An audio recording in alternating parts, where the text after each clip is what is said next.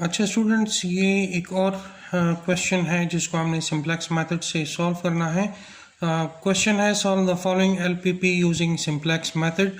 Maximise p equal to 6x plus 5y plus 4z subject to 2x plus y plus z less than equal to 180, x plus 3y plus 2z less than equal to 300, 2x plus y plus 2z less than equal to 240, where x is greater than equal to 0, y is greater than equal to 0 and z is greater than equal to 0। अब इस problem को हमने simplex method से solve करना है।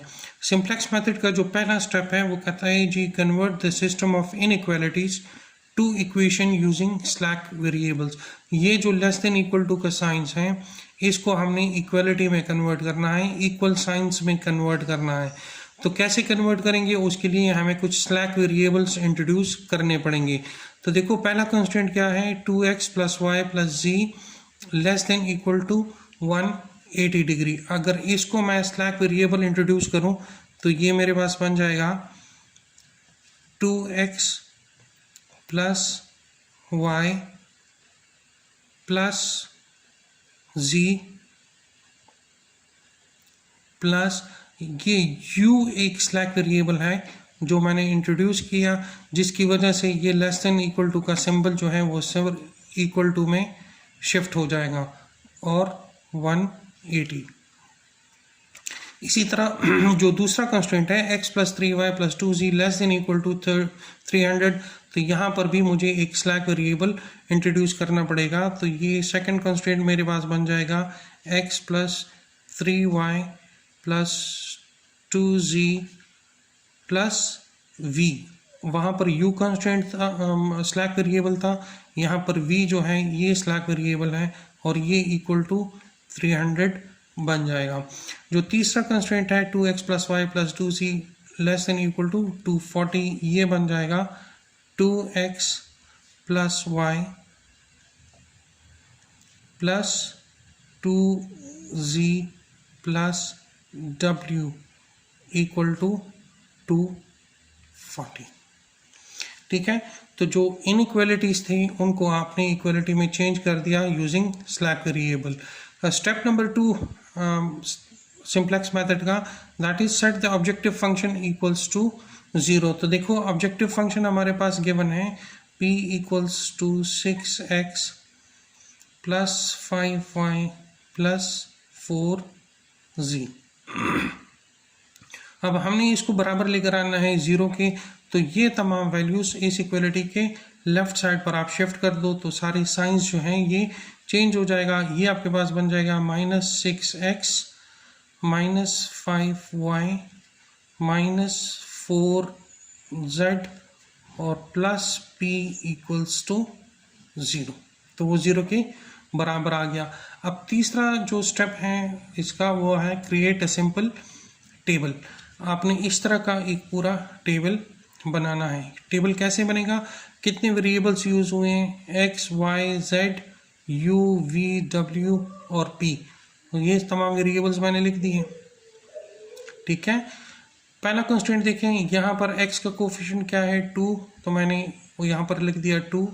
y का coefficient 1 है तो मैंने 1 लिख दिया। z का कोफिशिएंट 1 है तो मैंने z का कोफिशिएंट भी 1 लिख दिया।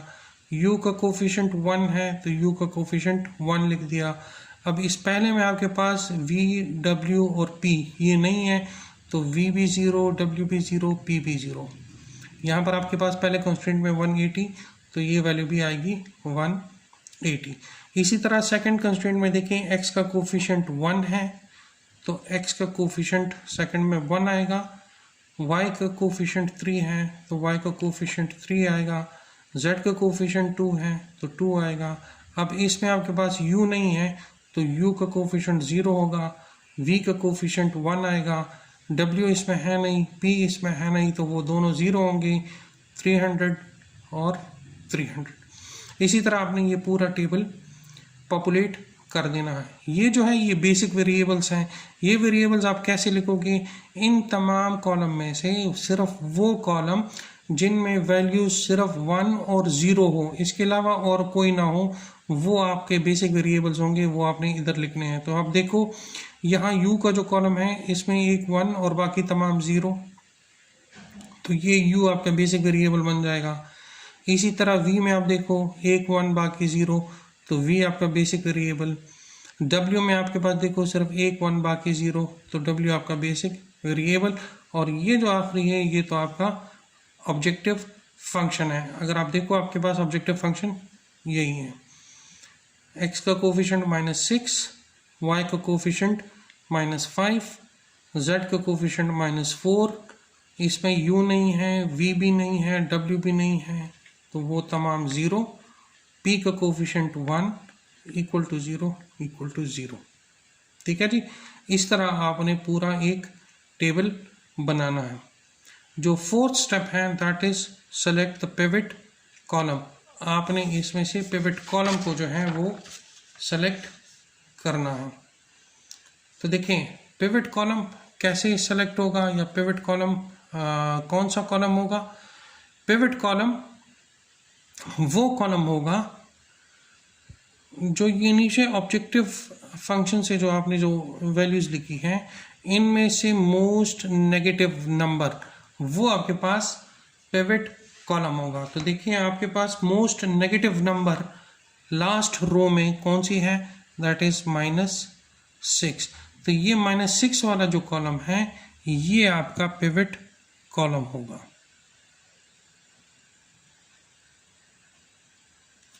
ठीक है जी, ये आपका पिवट कॉलम होगा। जो नेक्स्ट स्टेप है वो है सेलेक्ट द पिवट रो। अब आपने पिवट कॉलम, ये चूंकि आपके पास पिवट कॉलम आ गया, अब आपने इस स्टेप में पिवट रो को आइडेंटिफाई करना है। तो पिवट रो कैसे आइडेंटिफाई करोगे, देखो फर्स्ट रो में आपके पास ये वैल्यू है 180, इसको आपने डिवाइड करना है इस पिवट की वैल्यू पे। दैट मीन्स 180 डिवाइडेड बाय 2, इससे आ जाएगा 90। इसी तरह इस 300 को आप इस 1 पे डिवाइड करोगे तो आपके पास आ जाएगा 300, और इस 240 को आप डिवाइड करोगे 2 पे तो आपके पास आ जाएगा 120। ये आ गई।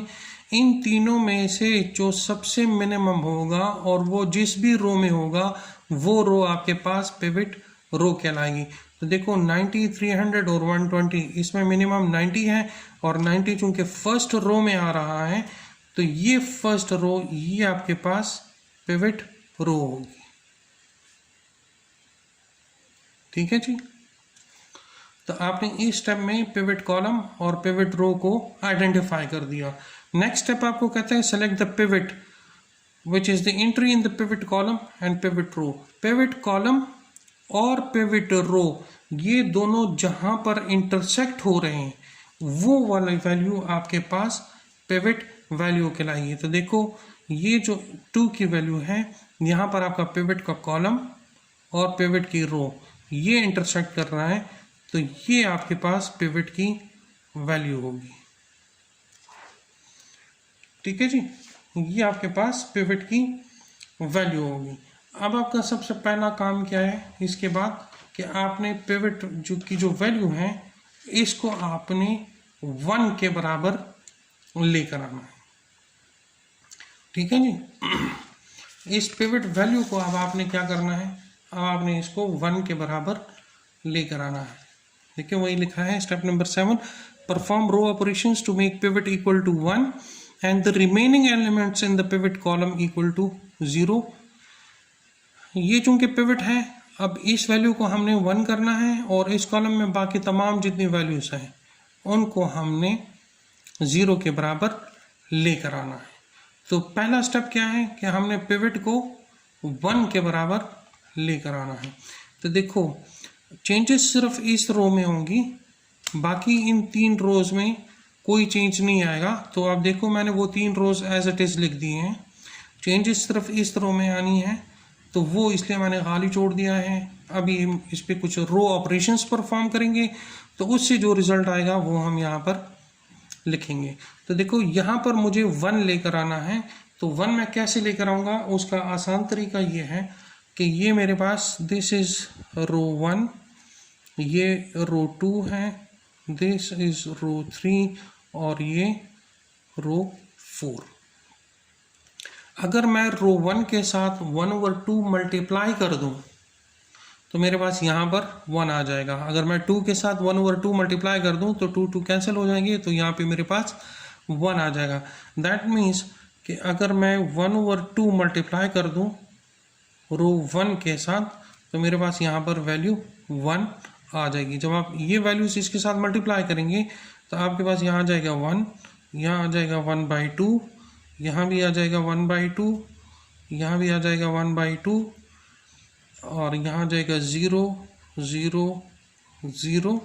180 मल्टीप्लाई बाय 1/2, तो इससे आपके पास आ जाएगा 90। ठीक है जी। अब नेक्स्ट स्टेप में क्या करना है, यहाँ हमने तो पिवट की जगह पर 1 लेकर आ गया। अब इधर इधर इधर इन 3 जगहों पर हमने 0 लेकर आना है। ठीक है जी। तो पहले स्टेप में देखो, अगर मैं यहाँ पर 0 लेकर आना चाहता हूँ तो मैं 0 कैसे लेकर आऊँगा। ठीक है जी। स्टिल वही बात, this is R1 R2 R3 और ये मेरे पास R4। अब अगर मैं R2 से R1 माइनस कर दूं, R2 से R1 माइनस कर दूं तो 1 - 1, तो इधर मेरे पास 0 आ जाएगा। ठीक है। तो देखो चेंजेस सिर्फ इस R2 में होनी है, R1 में कोई चेंज नहीं होगा, R3 में कोई चेंज नहीं होगा और R4 में कोई चेंज नहीं आएगा। चेंज सिर्फ आएगा R2 में। तो मैंने R2 को एम्प्टी छोड़ा हुआ है और बाकी R1 R3 और R4 मैंने एज इट इज लिखे हुए हैं जो इस टेबल में मौजूद हैं। तो अगर मैं क्या करूं, मैं R2 से माइनस कर दूं R1। ठीक है जी। तो मेरे पास रिजल्ट क्या आ जाएगा, यहाँ पे मेरे पास आ जाएगा 0, यहाँ आ जाएगा 5/2, यहाँ आ जाएगा 3/2, -1/2, 1 0 0 और यहाँ आ जाएगा 2 10। नेक्स्ट स्टेप में मैंने क्या करना है, इधर भी 0 लेकर आना है और इधर भी 0 लेकर आना है। इन दो जगहों पर मैंने 0 लेकर आना है। तो देखो पहले जो 2 रोज हैं उनकी तो वही वैल्यूज हैं जो मैंने पिछले टेबल से लिखी हैं। यहाँ पे सिर्फ R3 और R4 ये मैंने खाली छोड़ दिया है क्योंकि इसमें मैंने अभी वैल्यूज इंटर करनी है। ठीक है। तो अब आप यहाँ से देखो, इस वाले टेबल से अगर आप देखो कि अगर मुझे यहाँ पर 0 लेकर आना है तो मैं कैसे लेकर आ सकता हूँ। अगर मैं रो 1 के साथ 2 मल्टीप्लाई कर दूं तो यहाँ मेरे पास 2 × 1 उससे 2 आ जाएगा और फिर इस रो से इसको सब्ट्रैक्ट कर दूं तो 2 - 2 इज 0। दैट मीन्स कि मैं अगर R3 - 2R1 कर दूं तो यहाँ पे मेरे पास 0 आ जाएगा। तो देखें, अगर मैं यहाँ पे ऑपरेशंस परफॉर्म कर दूं R3 - 2R1 तो यहाँ मेरे पास वैल्यूज़ क्या आ जाएंगी, वो वैल्यू आ जाएगी 0 0 1 -1 0 1 0 और 60। इसी तरह अब जो लास्ट कॉलम था, लास्ट जो रो है, यहाँ पे -6 की जगह पर भी मुझे 0 लेकर आना है। तो अगर आप देखें मुझे यहाँ पर 0 लेकर आने के लिए क्या करना पड़ेगा, मैं अगर रो 1 के साथ इस 1 के साथ 6 मल्टीप्लाई कर दूँ, जो रिज़ल्ट आ जाए उसको रो 4 के साथ ऐड कर दूँ तो यहाँ मेरे पास 0 आ जाएगा। दैट मीन्स कि अगर मैं रो 4 + 6R1 अगर ये ऑपरेशंस मैं परफॉर्म करूँगा तो मेरे पास यहाँ पे वैल्यू आ जाएगी 0 -2 -1, यहाँ आ जाएगा 3 0 0 1 और यहाँ पे आ जाएगा 5 40। तो अब देखो हमने पिवट कॉलम में एक पिवट वैल्यू को 1 कर दिया है, बाकी तमाम को 0 कर दिया है। यहाँ पे सिंप्लेक्स मेथड का एक इटरेशन कंप्लीट हो गया है। अब आपने क्या करना है, अब आपने देखना है कि जो आखिरी रो है अगर इसमें कोई नेगेटिव नंबर मौजूद है तो आपको ये सारा प्रोसेस दोबारा करना पड़ेगा। आपको pivot column, pivot row, pivot की वैल्यू वो आइडेंटिफाई करना होगा, उसके बाद पिवट वैल्यू को आपने 1 करना होगा और उसी पिवट कॉलम में बाकी तमाम वैल्यूज़ को आपने 0 करना होगा। तो यहाँ देखिए, यहाँ हमारे पास -2 मौजूद है। दैट मीन्स कि हमारा सोल्यूशन अभी इधर एग्जिस्ट नहीं करता, हमें मज़ीद आगे स्टेप्स को फॉलो करना पड़ेगा। ठीक है जी, यही पूरा टेबल मैंने इधर दोबारा लिख दिया है सेम, लेकिन आप नोट करें यहाँ अब u की जगह मेरा बेसिक वेरिएबल चेंज हो गया है x। क्यों चेंज हो गया? क्योंकि अब u का जो कॉलम है उसमें आप देखिए वहाँ पर अब आपके पास 1 और 0 वैल्यूज़ नहीं है, वो वैल्यूज़ चेंज हो गई हैं। उसकी जगह पे x ऐसा कॉलम आ गया जिसमें एक 1 और बाकी ज़ीरोज़ हैं। तो ये u यहाँ से आपका लीविंग वेरिएबल हो जाएगा और ये x आपका एंटरिंग वेरिएबल होगा। तो यहाँ पे u की जगह आपके पास x जो है वो आ जाएगा, x आपका एंटरिंग वेरिएबल होगा। सेम वही प्रोसीजर कि अब आपको दोबारा पिवट कॉलम आइडेंटिफाई करना पड़ेगा। पिवट कॉलम कौन सा होगा? जो मोस्ट नेगेटिव है। तो ये देखें, ये आपके पास मोस्ट नेगेटिव वैल्यू है, तो ये जो कॉलम है ये आपका पिवट कॉलम होगा। अब आपने पिवट रो को आइडेंटिफाई करना है, तो सेम वही तरीका 90 डिवाइडेड बाय 1/2, तो इससे आ जाएगा 180। 210 डिवाइडेड बाय 5/2, इससे आपके पास आ जाएगा 84। 60 डिवाइडेड बाय 0 वो तो इन्फिनिटी है, तो वो लिखने की ज़रूरत ही नहीं है, और ये तो ऑब्जेक्टिव फंक्शन है। इन दोनों में से मिनिमम आपके पास 84 है। तो ये जो कॉलम होगा ये आपके पास ये जो रो है, ये रो आपके पास पिवट रो होगी। अब आपने 5/2 को जो है इसको 1 के बराबर लेकर आना है। तो चेंजेस सिर्फ जो है इस रो में होगी, सेकंड जो रो है, बाकी ऊपर की रो में और नीचे 2 रोज में इसमें कोई चेंजेस नहीं होंगी। तो आप देखिए मैंने अगले टेबल में सिर्फ इस रो को एम्प्टी छोड़ा हुआ है जिसमें मैंने चेंजेस करनी है, बाकी रोज एज इट इज़ होंगी। तो इसको आप 5/2 को आप 1 कैसे लेकर आओगे? अगर मैं सेम वही तरीका, दिस इज रो 1, रो 2, रो 3 और रो 4। अगर मैं रो 2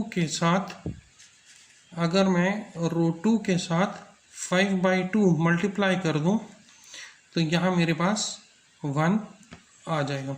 तो वो वैल्यूज़ मेरे पास क्या आएंगी? वो वैल्यूज़ मेरे पास आ जाएंगी 0, 1, 3/5, -1/5,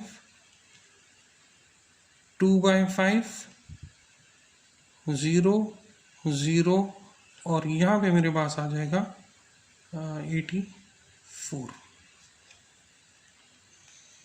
ठीक है जी। अब नेक्स्ट स्टेप में क्या होगा? इसको तो हमने 1 कर दिया, इसको 0 करना है और इसको 0 करना है, ये तो ऑलरेडी 0 है। ठीक है जी। तो हमने सिर्फ इस वैल्यू को 0 करना है और इस वैल्यू को हमने 0 के बराबर लेकर आना है।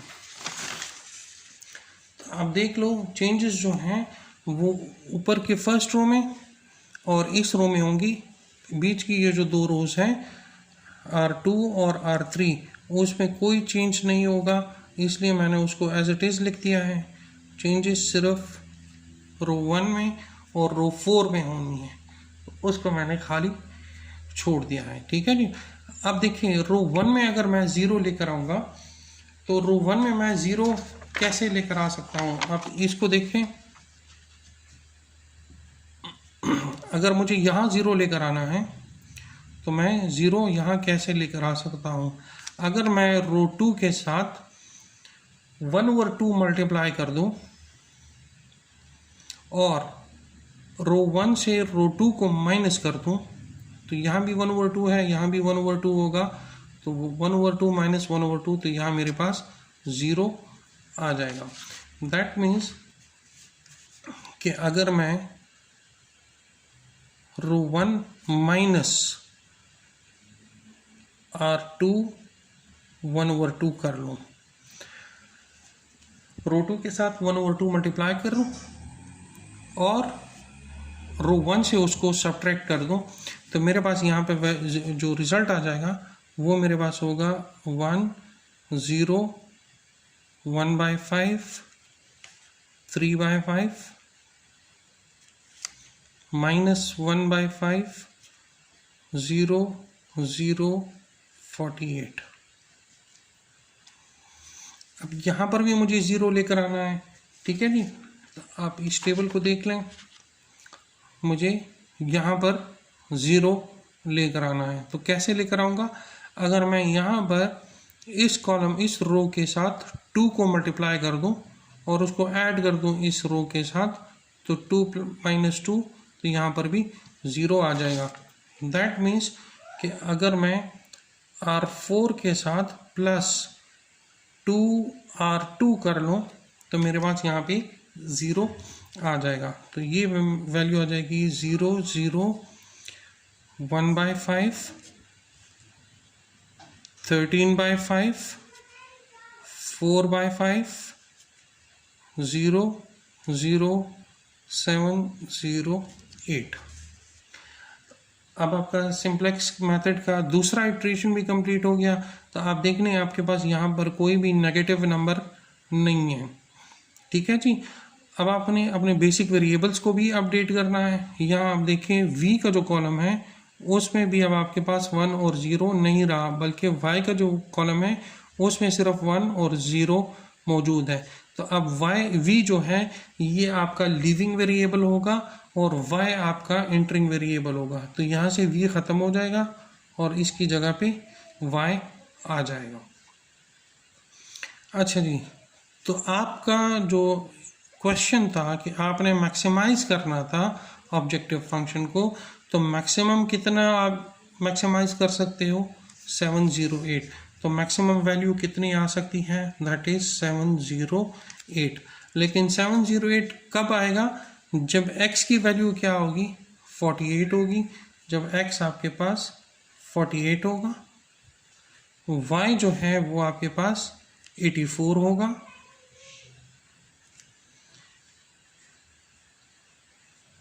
z चूंकि इधर है नहीं, इधर नहीं है मौजूद z, तो z की वैल्यू आपके पास क्या होगी? वो आपके पास 0 होगा। यहाँ आपके पास u मौजूद नहीं है, जब u नहीं है तो u भी 0। यहाँ v मौजूद नहीं है तो v भी 0। w मौजूद है तो w कितना होगा? 60।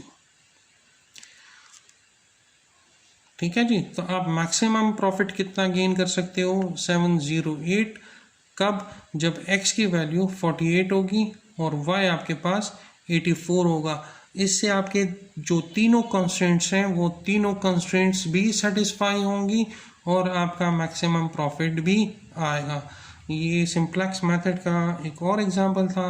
आई होप आप इस एग्जांपल से बहुत कुछ सीख गए होंगे और आप सिंप्लेक्स मेथड पे और प्रॉब्लम्स को खुद से सॉल्व कर सकेंगे।